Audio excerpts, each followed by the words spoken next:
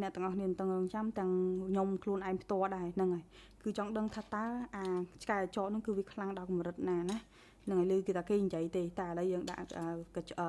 អីគេ ego ទៅមុនហើយចាំយើងដាក់ឆ្កែចោតតាមក្រោយ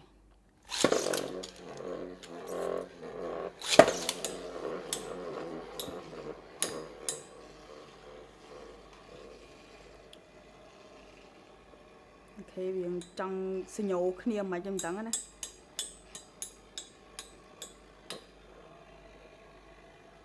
អើយអានេះអត់មានវាថានេះសោះណាវានៅយ៉ាងញាក់មួយវាមើលមួយណាអស់ stamina មុនអូខេដឹងពីណាមុនទៅនេះខ្ញុំឲ្យអ្នកនរនេះទាយតើអ្នកណាអាណាមួយណាដែលវាអស់មុនហ្នឹងហើយឥឡូវយើងចង់អកសើទាំងពីរនេះឯង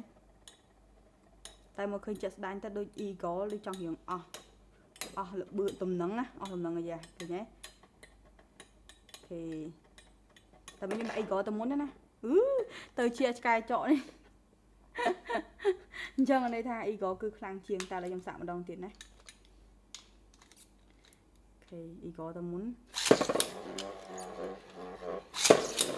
មកអស់ដៃមើល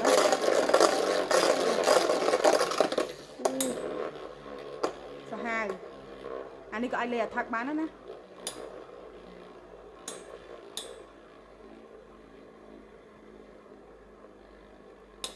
អូខេទៅជាមក plate defense បណ្ដោយសាហាវតែខ្ញុំគិតថាអត់ឈ្នះអាអ៊ីក៏ព្រោះដោយសារអីមិញវាអស់វាលើ stadium វាអស់អាលបឿនរបស់វាលំនឹងរបស់វាបាត់ហើយអញ្ចឹងខ្ញុំគិតថាអត់ឈ្នះអាអ៊ីក៏ទេហ្នឹងហើយ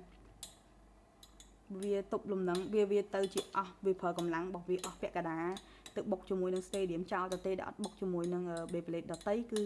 អាចនឹងអស់អាចនឹងចាញ់ភាគរយច្រើនហ្នឹងហើយ